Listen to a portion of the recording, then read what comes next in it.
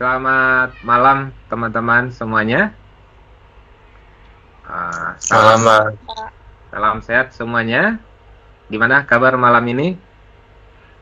Baik Pak, Alhamdulillah. Alhamdulillah baik, Pak. Amin, alhamdulillah ya. Jadi ini pertemuan ketiga kita. Setelah kemarin sudah 2 sesi kita materi pendahuluan dan lanjutan ya, teman-teman ya, di mata kuliah statistik bisnis ya, teman-teman ya. Nah, nanti di akhir sesi perkuliahan ini materi ini juga akan saya kirim PPT-nya ya, teman-teman. Nah, untuk saat ini kita coba simak dulu lanjutan ini. Saya coba berbagi tes suara saya di sana, Mas Ang. Kedengaran nggak jelas? Jelas, Pak, izin. Jadi Ira, kalau misalkan ada kendala suara, tolong raise hand atau enggak rapi kabarin ya. Jika ada masalah jaringan ya teman-teman ya. Siapa?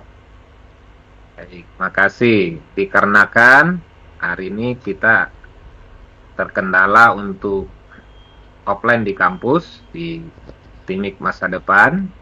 Jadi mau tidak mau kita adakan secara virtual ya teman-teman ya. Mudah-mudahan tidak mengurangi esensi dari perkuliahan ini. Saya coba bagikan materi pertemuan kita malam ini. Apa kelihatan di sana? Kelihatan, Pak, jelas, Pak. Jelas ya. Kalau saya buat seperti ini, berubah nggak teman-teman? Berubah Pak, jadi lebih lebar. Ada suaranya jelas? Kalau suara video nggak ada, Pak. Nggak ada Pak. Suaranya kedengaran nggak tadi?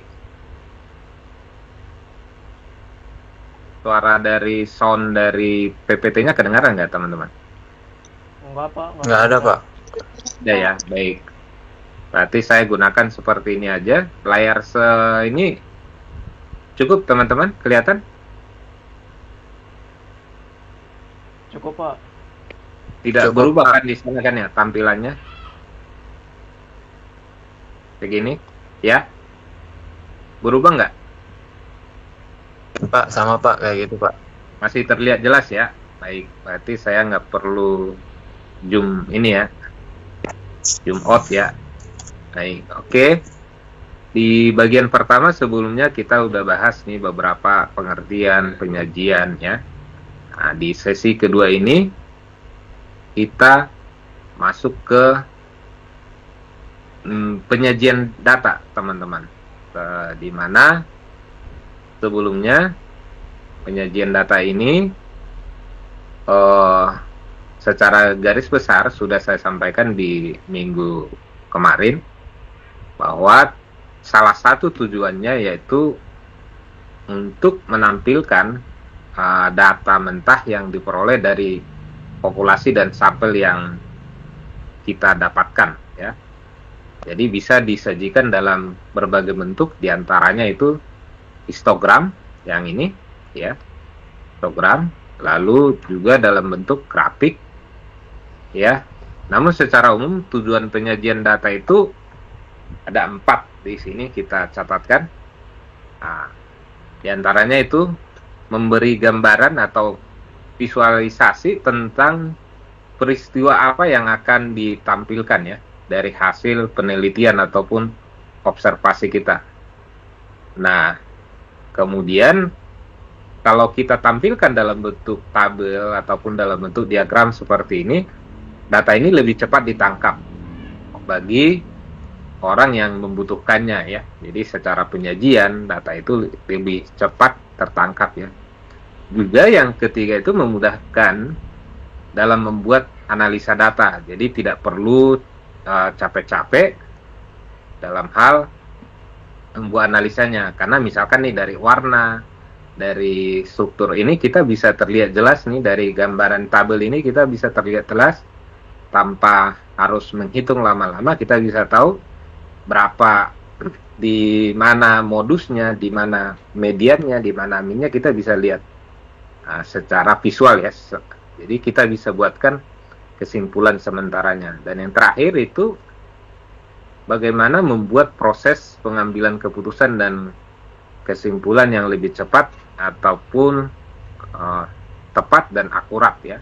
Jadi kalau misalkan kita lihat nih diagram P di sini, oh ya ternyata yang warna ini lebih banyak populasinya atau ini lebih dominan nih. Nah, misalkan yang kita pakai histogram poligon ini, yang data di sini itu lebih dominan. Jadi kita bisa langsung bisa ambil kesimpulan. Nah, berikutnya setelah tadi kita tahu penyajian data, ada namanya pendistribusian data atau namanya distribusi frekuensi. Nah, ini dia biasanya berupa lambang ataupun turus ya teman-teman ya. Jadi ini namanya interval kelas, nilai ya. Dari pengelompokan data ke dalam beberapa kategori yang menunjukkan banyaknya data dalam setiap kategori. Jadi dia digambarkan dalam bentuk turus ya. Seperti ini namanya turus. Kursornya kelihatan kan ya? Terlihat ya? Kelihatan, Pak. Terlihat, Ya, Pak. ini namanya turus. Nah, ini yang sebelahnya ini itu disebut frekuensi. Jadi setiap data tidak dapat dimasukkan ke dalam dua atau lebih kategori. Jadi satu turus ini mewakili satu kategori. Jadi mewakili. Jadi bisa juga dia dalam bentuk piktogram ya teman-temannya, dikasih gambar. Misalkan mewakili satu pohon, mewakili untuk 10 atau 100 pohon gitu. Jadi satu batang ini, turus ini mewakili satu sampel. Itu maksudnya ya teman-teman. Lalu itu secara pendistribusian. Juga ada istilah-istilah penting dalam penyajian data. Nah, diantaranya ada batas kelas. Jadi saya coba zoom out dulu ya, supaya muncul ya satu-satu ya. Ada namanya batas kelas, ya. Batas kelas itu di situ terlihat nilai terendah dan nilai tertinggi pada satu kelas. Nah, ada juga, nah ini namanya dari kelas 1, 2, 3, 4, 5, 6 dan seterusnya ini. Di sini nilai terendahnya adalah 38 dan nilai tertingginya adalah 93. Nah, itu ya. Namanya batas kelas. Ada batas atas dan ada batas bawah. Nah, nilai tengah kelas yaitu nilai yang membagi dua ini. Jadi antara 38 sampai 45 itu disebut nilai tengah kelas. Ada juga namanya frekuensi. Ini namanya frekuensi, yaitu bobot dari setiap kelas ini. Ya, bobotnya berapa? Dari kelas pertama 38 sampai 45 itu berapa bobotnya, itu disebut frekuensi. Kalau ini kita di total itu jumlah sampelnya. Ya, itu jumlahnya. Lalu ada nilai tengah nih, XI, dinamakan XI.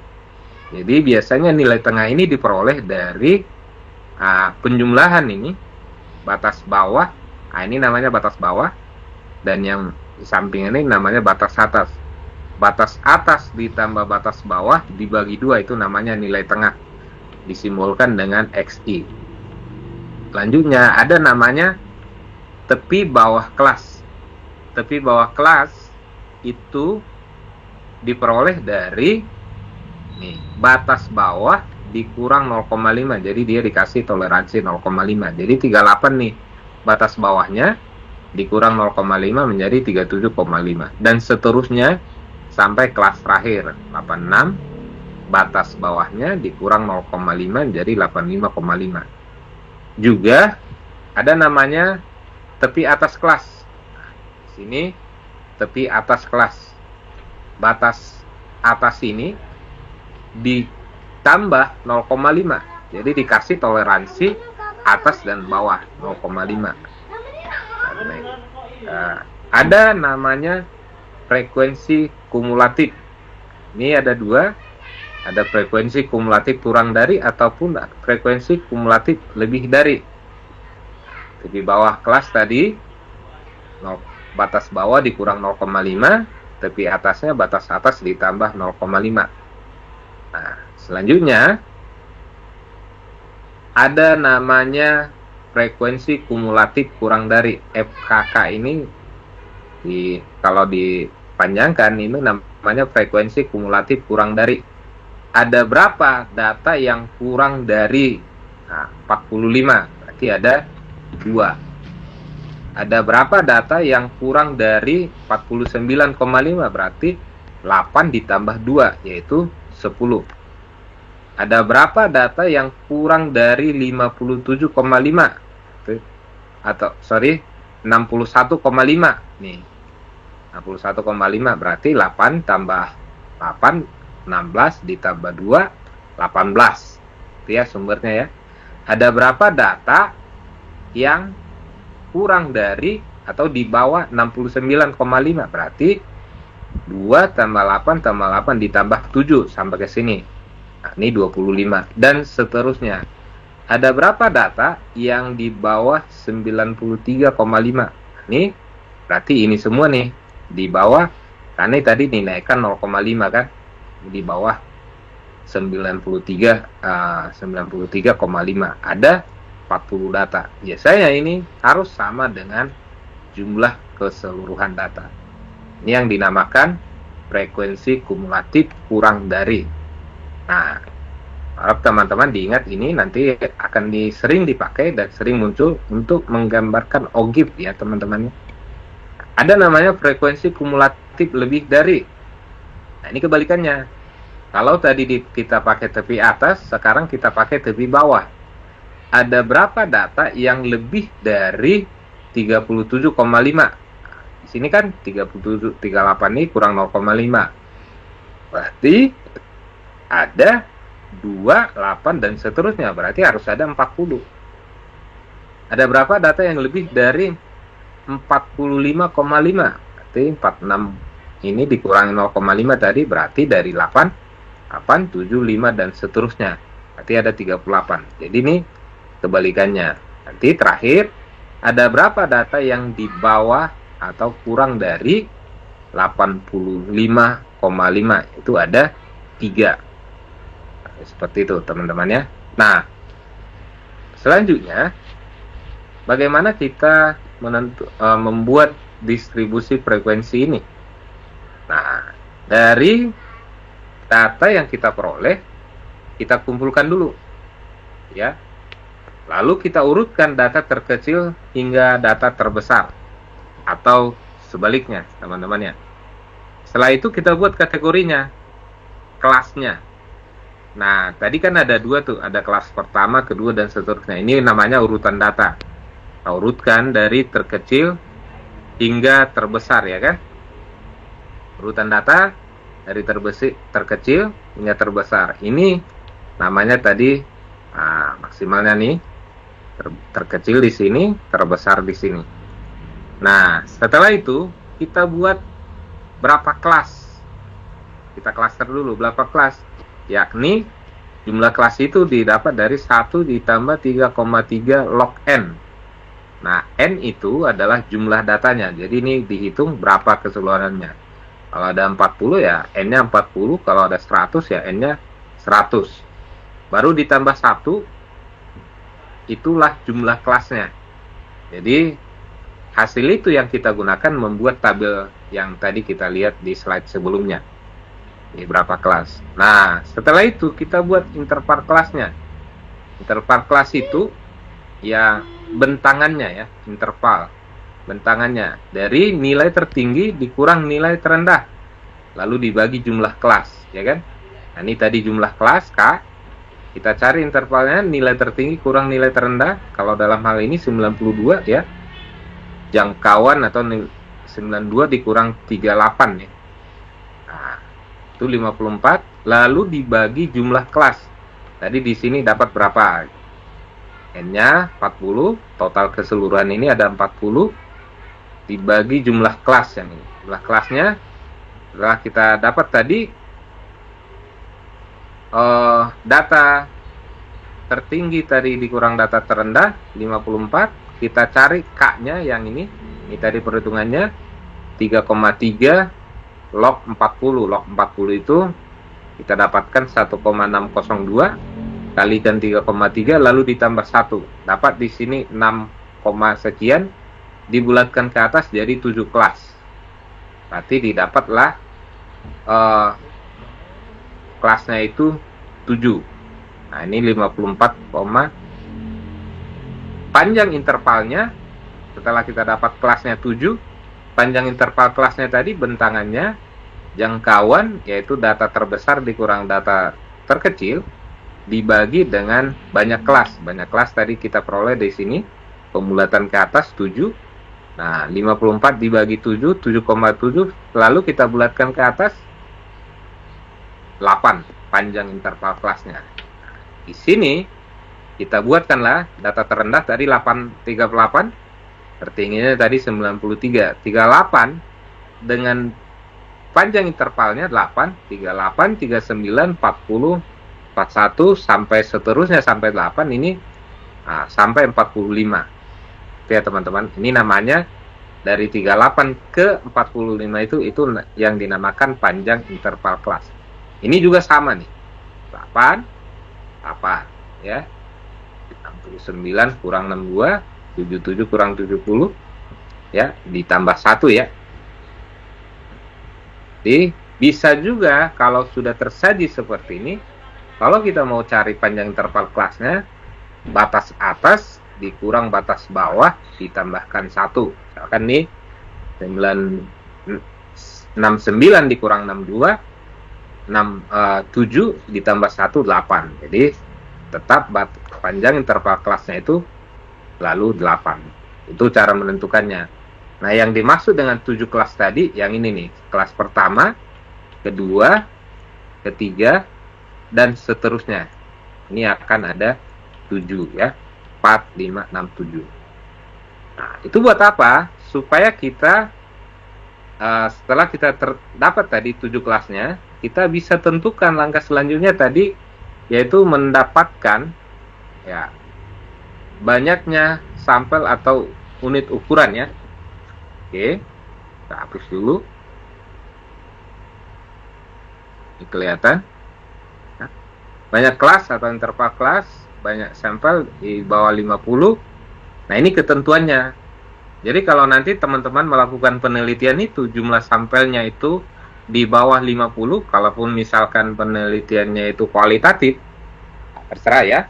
Jadi boleh. Tapi kalau misalkan sampelnya di bawah 50, biasanya banyak kelas ini 5 sampai 7 kelas. Tapi kalau 50 sampai 100 berarti 6 sampai 10 kelas. Atau dari 101 sampai 150, 7 sampai 12 kelas ininya. Setelah itu di atas 150 bisa 10 sampai 12 kelas. Ya, teman-teman ya. Nah, selanjutnya kita bisa lihat di sini distribusi frekuensi relatifnya. Tadi frekuensi relatif adalah frekuensi relatif setiap kelas dibandingkan dengan frekuensi totalnya. Ya. Jadi kelas pertama, kedua, ketiga sampai kelas kelima ini contoh yang berbeda. Misalkan batas bawahnya ini 77,0, 84,5, 92,0. Nah, batas atasnya 84,4, 91,9 dan seterusnya. Frekuensinya 34744. Di kelas kelima ini ada sejumlah 4 data yang berada di antara 107 sampai 114,4. Ada 3 data yang berada di antara 77 sampai 84,4. Frekuensi relatifnya yakni 34,64%. Itu diperoleh dari mana? 3 dibagi 22, berarti di sini N-nya 22 kali 100%. Itu dinamakan frekuensi relatif, teman-teman ya. Di sini kita lihat histogram. Ini namanya histogram ataupun diagram batang. Ini diperoleh dari terjemahan dari ini, dari interval kelas dan frekuensi ini, di mana data yang berada pada kelas pertama yaitu interval 159,5 sampai 303,5 itu di sini dia bobotnya ada 2, dan seterusnya kelas kedua bobotnya ada 5, dan seterusnya. Ini modusnya nih, data terbesar yang paling sering muncul 447,5 sampai 591,5, bobotnya ada 9. Kita lihat ya. Dan seterusnya, kelas terakhir 735, 878,5, bobotnya ada 1. Itu yang dinamakan histogram ataupun diagram yang berbentuk ataupun grafik yang berbentuk balok. Nah, sumbu X di sini horizontal dan sumbu Y ini sebagai frekuensinya, disimbolkan berada pada sumbu koordinat, sumbu X dan sumbu Y. X-nya menjadi bobotnya tadi, interval kelasnya, dan frekuensinya atau bobotnya itu berada pada sumbu Y. Oke. Nah, ini tetap, ini kalau dalam grafik ini tetap namanya tepi bawah, tepi atas, tepi bawah kelas kedua, tepi atas kelas kedua, diturunkan 0,5. Jadi ini yang dipakai untuk menggambarkan histogram ini adalah tepi bawah kelas dan tepi atas kelas. X ini diagram batang, untuk batang-batangnya tidak menyambung ya. Dan juga yang menyambung ya teman-teman ya. Poligon, ini dinamakan poligon, diperoleh juga dari nilai tengah kelas. Nilai tengah kelas tadi yaitu batas atas ditambah batas bawah dibagi 2. Nah, frekuensinya dia tetap. Nah, disambungkan nilai tengah kelas ini di sumbu X dan frekuensinya di sumbu Y. Jadi kalau kita lihat yang nilai tengahnya misalkan 519, ya ini dia berada pada posisi bobot 9. Dia puncaknya. Ini namanya poligon ya. Dia berbentuk garis dan menghubungkan antar nilai tengah kelas dengan jumlah frekuensi pada setiap kelas. Nah, yang selanjutnya nanti poligon ini kita bisa maknai ya. Apakah ya data tersebut tersebar secara normal, berterdistribusi normal ataupun tidak. Ada namanya kurva Ogive. Kurva Ogive ini diperoleh dari tepi kelas dan interval kelas dengan tadi, kalau ini yang merah ini diperoleh dari frekuensi kumulatif kurang dari, dan yang biru ini diperoleh frekuensi kumulatif lebih dari. Kita lihat di sini ada berapa data yang berada pada frekuensi kurang dari misalkan 303 yaitu 0. Lalu frekuensi lebih dari ini 20% dan seterusnya. Nah, ini tadi berdasarkan frekuensinya ya teman-teman ya, yang sudah dihitung di tabel sebelumnya. 0, 2, 7, 16 dan 19. Nah, ini disambungkan saat dia 159,5 kan tidak ada nih 0 antara yang kurang dari 159,5 tidak ada, dia bobotnya 0, maka dimulai dari 0. Kalau yang berada di bawah 303,5 yaitu ada bobotnya ya, dan seterusnya ya, 447. Nah, sementara yang ini kebalikannya, ada berapa data yang lebih dari 159 ya. Ya, berarti ini semua totalnya ada 20. Ada berapa data yang berada di atas 304 atau 303,5 batas bawahnya, yakni ada 2, 7, 16 dan seterusnya dibagi, berarti dia ada 18 dikurang 2 ya. Dan seterusnya ada berapa data yang berada di atas 735,5, yakni bobotnya 1 di sini atau sekitar 5%. Dan seterusnya kalau misalkan kelas ini dilanjutkan 879 kan ya, ada berapa data yang berada di atas 879, ya bobotnya 0. Jadi ada 20 disambungkan ya. Ini namanya Ogive dalam hal penyajian data. Frekuensi kumulatif kurang dari yang warna merah, frekuensi kumulatif lebih dari yang warna biru. Oke, teman-teman, kurang lebih seperti itu penyajian data.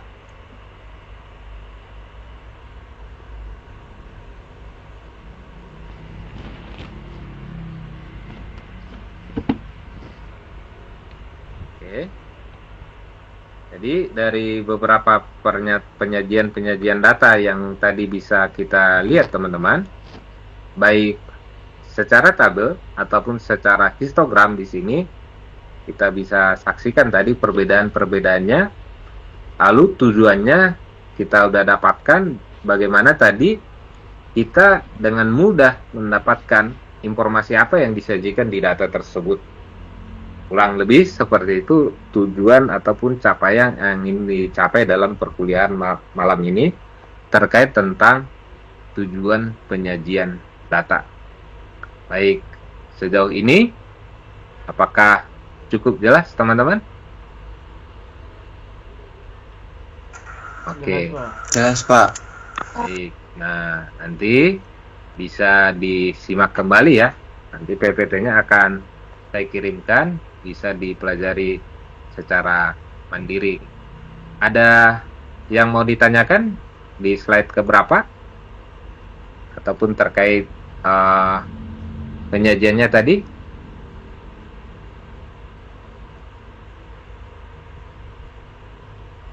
Ira, ada yang mau ditanyakan, Ira? Tidak ada, Pak. Untuk, ya makasih ya. Pak. Untuk Raffi. Yang mana Raffi? Tadi kan tepi kelas atau apa yang dikurangi 0,5 itu, Pak? Oh, baik. Di slide ini ya. Masih ada kan di sana ya, slide-nya ya? Masih terlihat di sana? Nggak ada, Pak. Oh, udah nggak ada. Oke, baik, kita ulang ya. Saya tampilkan kembali slide-nya. Untuk di bawah ataupun tepi atas kelas. Sekarang sudah terlihat, teman-teman? Sudah, Pak. Baik. Ya, kursor saya kelihatan nggak di sana? Kelihatan, Pak. Kelihatan, Pak. Mengarah ke kolom nilai kan ya? Iya, Pak. Nah, di kolom nilai ini ada 2 angka nih yang muncul di sini. Yang angka pertama itu dinamakan batas bawah. Jadi 38, 46, 54 dan seterusnya ini itu dinamakan batas bawah. Oke. Nah, yang di sebelahnya ini 45, 53, 61 itu dinamakan batas atas. Nah, lalu dari mana pertanyaan Rapi tadi, dari mana diperoleh tepi bawah kelas dan tepi atasnya kan gitu ya? Iya, Pak. Sama yang 0,5 ini wajib 0,5 atau gimana, Pak? Iya. Oke. Munculnya angka 0,5 itu namanya toleransi. Ya, namanya toleransi. Kalau kamu ingat pelajaran metode numerik yaitu terkait galau ataupun error ya. Di sana kita diberikan toleransi. Nah, jadi untuk mengcover angka 38 sampai 45 ini kita kasih toleransi ke bawah 0,5, ke atas 0,5. Makanya untuk mendapatkan tepi bawah kelas itu kita kurangkan 0,5. Jadi batas bawah ini kita kurang 0,5. Supaya apa? Ketika kita menggambarkan di grafik seperti ini, ada grafiknya tadi, kita munculkan ya. Nah, ini misalkan nih, di sini kan harusnya 160 kan ya. Tetapi 160 itu kan titiknya pas ya. Harus kita kasih toleransi ke bawah, yaitu 0,5. Jadi kita kasih toleransi ke bawah 0,5 dan ke atasnya 0,5. Kita tambahkan 0,5. Supaya misalkan yang berbobot ataupun yang bernilai 160 tadi itu berada di bentangan yang kita inginkan atau berada di hamparan yang kita inginkan. Jadi dikasih toleransi ke atas dan toleransi ke bawah. Jadi angka 0,5 itu dinamakan toleransi ya teman-teman ya. Oke. Jelas ya? Jadi di sini kita Raffi adil ya untuk memperlakukan data itu. Kalau ke atas kita tambahkan 0,5, ke bawah kita tambahkan lagi, kita kurangkan 0,5 supaya apa? Tercover dia di dalamnya. Berada di dalam data tersebut. Misalkan ini tadi ya, di grafik yang pertama nih, kita lihat di sini. Jadi ini nilai tengah nih. Nah, sementara batas atas untuk klaster pertama ini berimpit dengan batas bawahnya kan. Kalau ini kita zoom ya, sedikit ya. Kita perbesar dulu sedikit. Ini batas bawahnya ini kan berada di batas bawah kelas kedua ini berimpit dengan batas atas kelas pertama kan ya. Nah, ini kita kasih toleransi 0,5 ke bawah, 0,5 ke atas. Jadi dia data itu benar-benar tercover berada pada bentang yang kita inginkan. Jadi tidak ada yang kelewat lah. Untuk menghindari ya kesalahan, diantaranya itu kesalahan pengukuran. Ya, itu yang dihindari teman-teman. Cukup jelas, Raffi? Jelas Pak. Ya, baik. Ada lagi dari Aan? Berarti itu wajib 0,5 kan Pak ya? Terus 0,5. Ya, 0,5. Ya. Benar Aan ya. Nah, jadi dari mana nih sumber-sumber data ini? Ya, misalkan kita nanti kamu melakukan penelitian. Dari penelitian yang kamu dapatkan itu, ada berapa sumber datanya? Berapa sampel yang kamu ambil? Misalkan dari 1.000 orang kamu ambil perwakilannya 100. Misalkan kamu dapat, kemarin kan cara mendapatkan data itu ada data primer ya kan ya, ada data sekunder. Data primer itu ya kita dapatkan dengan wawancara, dengan kuesioner. Jadi dari 100 orang yang kamu wawancara atau 100 orang yang kamu minta isi kuesionernya, itu kamu kumpulkan. Itulah tadi yang disebut dengan bentangannya itu. Berapa seluruhnya berapa. Jadi kalau misalkan dia lebih kecil dari 50 sampelnya, berarti kelas yang kamu buat itu antara 5 sampai 7. Jadi kalau misalkan sumber datanya, hasil wawancaranya itu misalkan hasil kuesionernya itu 50 sampai 100 sampling, ya berarti kelasnya itu kamu buatkan 6 sampai 10 klaster seperti ini. Itu tujuannya. Cara membuatkan ini itu tadi yang di awal. Dari mana 38? Ada urutan terbesar dan terkecilnya. Ini masih perhitungan yang simpel ya teman-teman ya. Ada lagi? Oke. Kalau kira-kira sudah cukup, kita cukupkan malam ini. Baik, jika sudah tidak ada lagi pertanyaan, terima kasih semuanya. Sampai ketemu di pertemuan berikutnya.